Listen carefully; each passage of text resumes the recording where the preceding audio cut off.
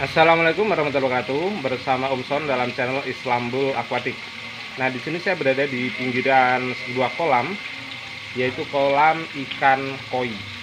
Nah, saya akan mencoba membahas yang saya tahu, faktor-faktor apa saja yang mempengaruhi harga ikan koi. Nah, sambil saya menyebutkan faktornya, mari kita lihat ikan-ikan koi yang ada di sini. Nah, inilah ikan-ikan koinya. Nah, di sini kalau kita lihat ikan koi punya pola warna yang berbeda-beda. Di sini sebenarnya hanya dua jenis, yaitu kohaku dan sanke saja ya. Nah, di sini selain warnanya berbeda-beda, ukurannya juga berbeda-beda. Nah, sebenarnya kira-kira di antara ikan koi ini yang paling mahal yang mana, yang paling murah yang mana? Nah, di sini sebenarnya saya tidak akan bahas mana yang paling mahal dan mana yang paling murah. Saya hanya menyebutkan faktor-faktornya saja. Apakah yang paling besar paling mahal? Belum tentu juga ya. Nah, jadi faktor yang pertama sebenarnya yang menentukan harga ikan koi atau ikan koi disebut berkualitas itu adalah masalah faktor warna. Nah, warna apa yang bagus? Nah, sebenarnya tidak ada patokan warna apa yang paling bagus. Bisa jadi merah bagus, bisa jadi hitam bagus. Bisa jadi kohaku bagus, bisa jadi sanke juga bagus. Atau mungkin soa juga bagus ya. Seperti itu ya. Jadi nanti pola ini bisa meliputi warna ini bisa meliputi pola warnanya itu sendiri. Jadi adanya keseimbangan. Misalnya kalau kohaku ada keseimbangan merah dengan putihnya. Jadi kalau kohaku itu merah putih, jadi warna dasar putih, nanti ada hiasan yang nempel di tubuhnya warna merah ya. Nah, kemudian kecerahan warnanya ya, semakin cerah tentunya semakin bagus.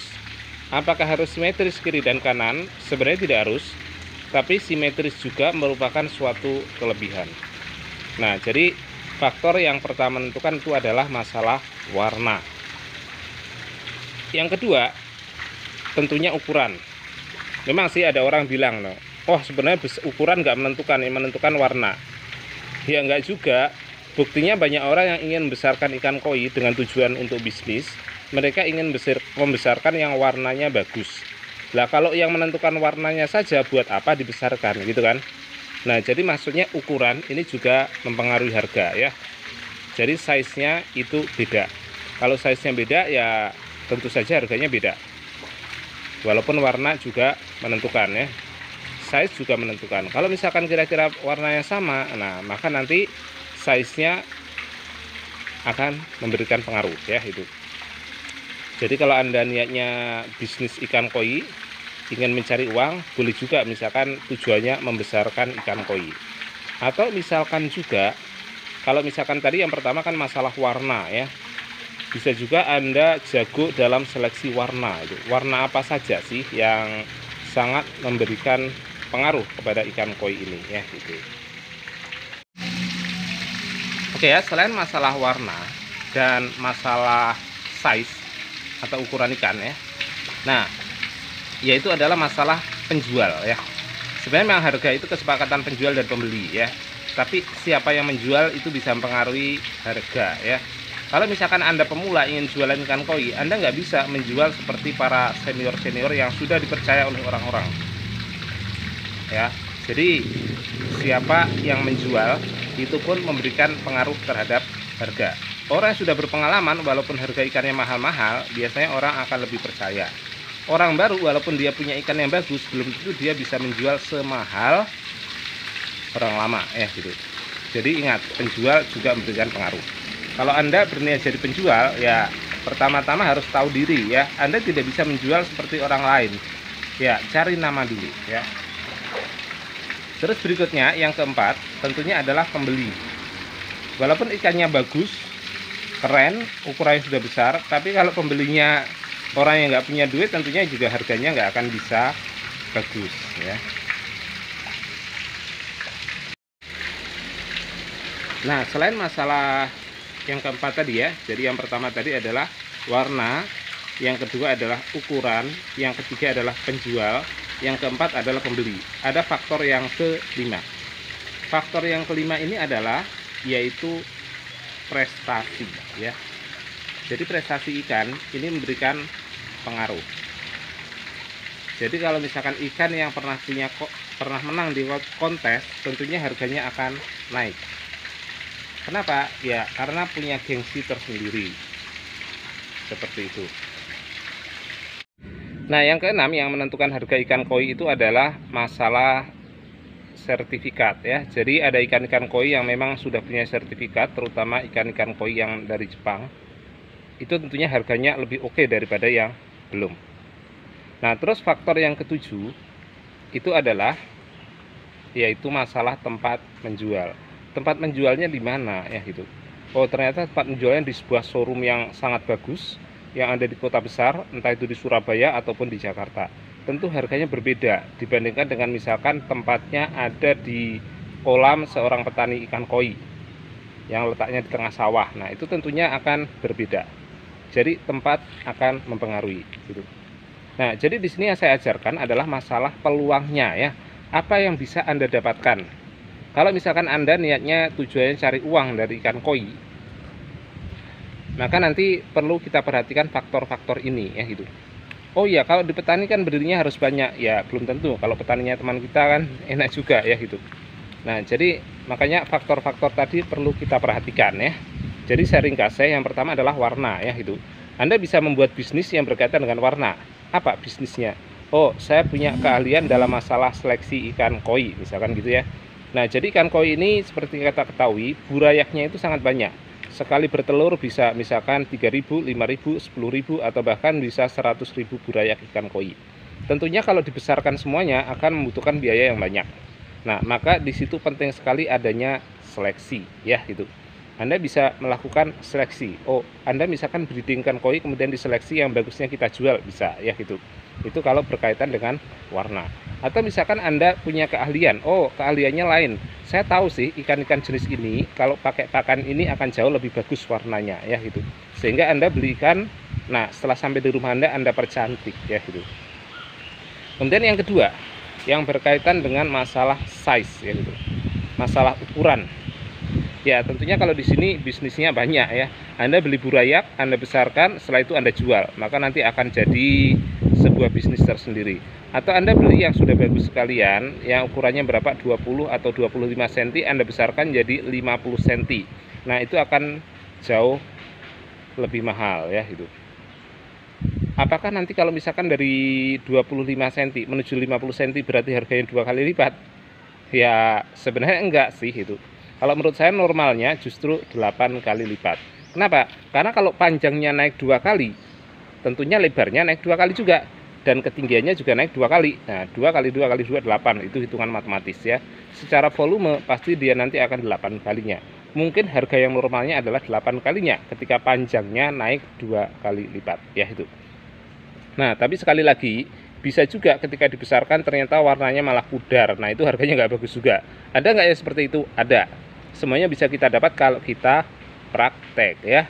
Kalau Anda nggak praktek, nah ilmunya hanya akan menjadi milik saya. Tapi kalau Anda praktek, Anda akan punya ilmu tersendiri. Boleh juga bagi-bagi ke saya nanti kalau dapat ilmu baru ya itu. Nah sekarang ini, jadi tadi ukuran ya, yang kedua ukuran ya, yang pertama warna ya. Selalu ada kaitannya bisnis. Yang ketiga tadi penjual, keempat adalah pembeli ya gitu. Penjual sama pembeli. Nah di sini ini. Nah Anda bisa juga sih kalau bisnis berkaitan dengan penjualan ya gitu. Jadi nanti kalau menjual ya Anda misalkan beli banyak, nah, Anda seleksi yang bagusnya Anda jual dengan harga tertentu, yang kurang bagusnya tetap laku juga karena ada orang-orang pemula yang mengharapkan yang penting dapat ikan koi ya seperti itu. Kalau sebagai pembeli, kok bisnis sebagai pembeli? Ya bisa juga. Karena kalau kita mau bisnis kan melakukan dua-duanya, pembeli dan penjual ya gitu. Nah, jadi di sini dalam hal memilih ya gitu. Ada pepatah yang mengatakan gini, kalau Anda menjual pastikan pembelinya lebih dari satu. Dan kalau Anda membeli pastikan penjualnya lebih dari satu. Maka disitulah akan terjadi persaingan asmara ya gitu. Jadi Anda boleh misalkan survei dulu kalau mau beli ya gitu. Supaya Anda mendapatkan yang terbaik ya. Berikutnya yaitu ikan yang menang kontes ya. Adakah bisnis yang berkaitan dengan ini? Ada tentunya ya gitu. Kalau ada kaitannya dengan kontes ya, pasti ada bisnisnya. Hanya saja untuk menjadi juara yaitu butuh perjuangan yang ekstra ya. Kita punya pengalaman, kita punya ikan koi yang bagus gitu ya. Kita tahu cara keeping dan sebagainya ya, cara merawat ikan koi supaya jauh lebih bagus. Nah, tapi paling tidak gini ya. Nah, kalau kita bisa melihat ikan-ikan koi di sana, bahkan ikan koi yang nggak juara pun biasanya juga masih bagus dibandingkan dengan ikan-ikan yang tidak ikut kontes. Mungkin di situ ada peluang-peluangnya.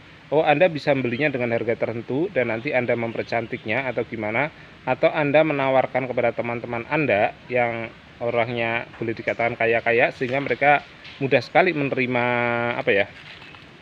Menerima ikan koi dari Anda itu ya. Nah, dan sebagainya. Jadi di situ selalu ada peluang-peluangnya ya gitu. Nah, kalau masalah tempat, adakah peluangnya? Ada. Di Indonesia banyak juga sih penggemar-penggemar ikan koi yang gemar ikan impor. Nah, kalau Anda bisa mendatangkan dari tempat yang bagus, misalkan dari Jepang atau dari tempat lain yang ikannya bagus, atau misalkan dari yang lokal dari Blitar ya. Ikan koi Blitar cukup terkenal dan nama Blitar itu memberikan apa ya? Memberikan merek tersendiri.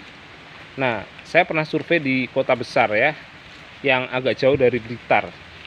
Tapi daerah di dekatnya itu juga ada sih ikan koi ya, seperti misalkan di Bandung gitu ya.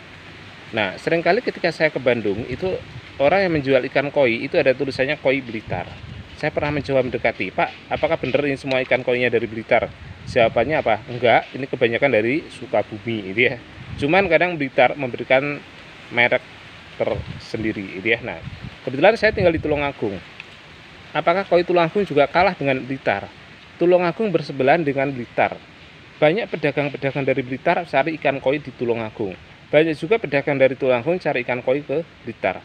Jadi sebenarnya saling membutuhkan. Dan disitulah terjadi sebuah peluang bisnis ya.